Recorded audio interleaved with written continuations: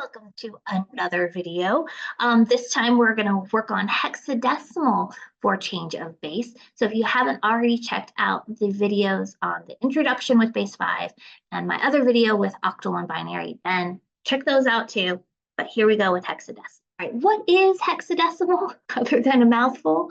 It uses a base of 16. So this would look like 16 to the 0, 16 to the first, 16 to the second. So our coins, again, using my description I used in another video, in base 16 world is 256, 16, and 1. So instead of ones, tens, and hundreds, we use 1, 16, and 256. Okay, but here's the deal. What makes hexadecimal or hex a little bit more confusing is that technically we can use digits 0 all the way to 15. However, if you saw this, how would you know this means that I want a 1 and a 5? Or if I wanted instead 15 ones, like how would you know? So what happens is that once you get to the number 10, it uses letters. So A is 10, B is 11, C is 12, D is 13, E is 14, and F is 15. So you can have a hex number that's just all numbers, or you can have a hex number that has a number and a letter. So like here, this would be 4A, and this means that when I go to try to figure out what 4A is in base 10, I'd have to replace that A by a 10. Okay, so let's try a couple so you can see how this works. But this is why hexadecimal, it's a new video for me. I do know how to use hex. I've done it before. But it is a little bit of a can of worms depending on how you introduce it. I would definitely say I would start with binary and octal before I jumped into hexadecimal. And if your students are feeling, super awesome, go with it. Okay, so let's go ahead and see it. So earlier I said that this is our coins. So this is the chart I would use for a hex system. You want to write your base 16 number across the bottom. So whether you had, so if you had, let's say we had B5, that sounds like a weird number. To me, it actually sounds like, do you remember that game Battleship? Okay, so B5.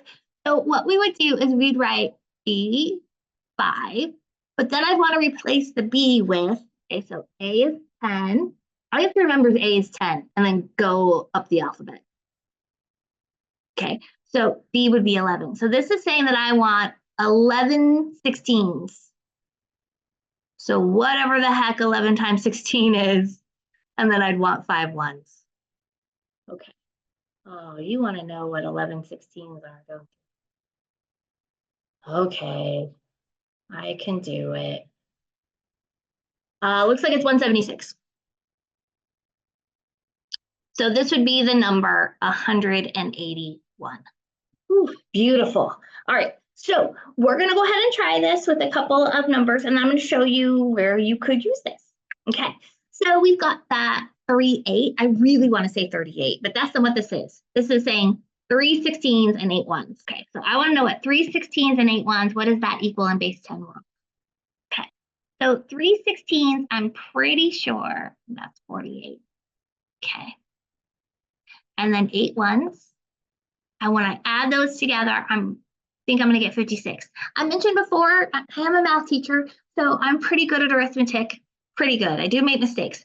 But if this is not your strength, grab a calculator. I'm not mad at it. That's totally fine. Okay. All right.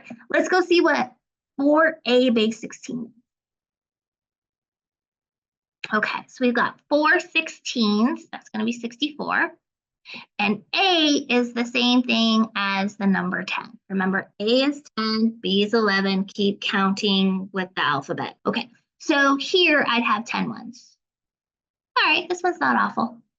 74. All right. Now you can convert the other way. So how this would work, I'll tell you what, I'm going to be a little bit of a wimp, and I'm going to say, what if we want to convert 76 to hex? So what we would do is you would have our little coins here. And we know that we would need 4 16s. Should be 64. But I still have to build 12. So then I would need 12 ones. But we can't have the number 12. You have to use letters. So A is 10, B is 11, C is 12. So this is how you could go the reverse. So the number 76 would be the same thing as 4C base 16, or in hex. So what's helpful to know if you're going to work with this with your students is multiples of 16. So, 16 times 1 is 16, 16. So I'm going to write 16 times 3 is 48. 16 times 4 is 64. And then 16 times 5 is 80. And you could go down a bigger list if you need it. Okay, but that'll get us started. Okay, so if I need to convert 66 to hex, which is base 16. Okay, so I would need 4 16s.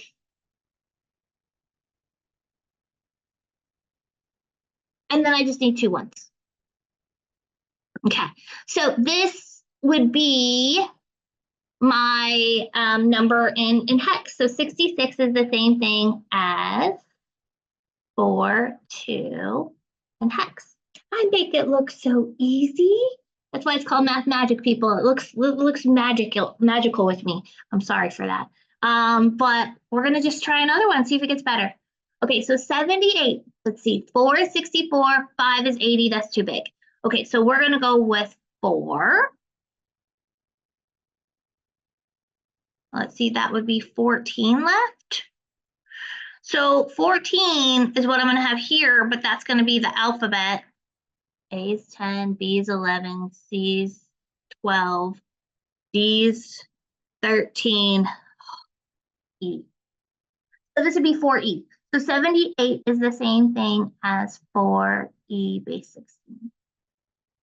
Where could you use this? Well, if you've watched one of my other videos, we talked about an ASCII table, which is the standard way that computers encode all of the symbols that are on a keyboard. And so decimal is base 10, hex is what we just learned, and then this is the character. So we played before with letters. So the capital letter A is 65 in decimal, it's 41 in hex. And it just goes on and on. If we get a little bit more exciting down here, you can see like capital Z is 90, which is 5A in hex, right? So you could totally play with this.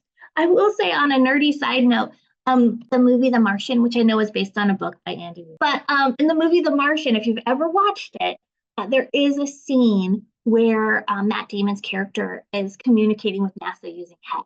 And I remember watching it being so excited because I understood it. I'm like, I know what hex is. So if you want, you could go and search for that movie clip and you can get nerdy. All right. Speaking of nerdy, it's time to end our lesson today. But hopefully you had a little bit of fun learning about hexadecimal. And tune in next time to see what I'll be tackling in the next video, or just look at my channel or my collection videos and see what interests you, and you're welcome to snoop and see.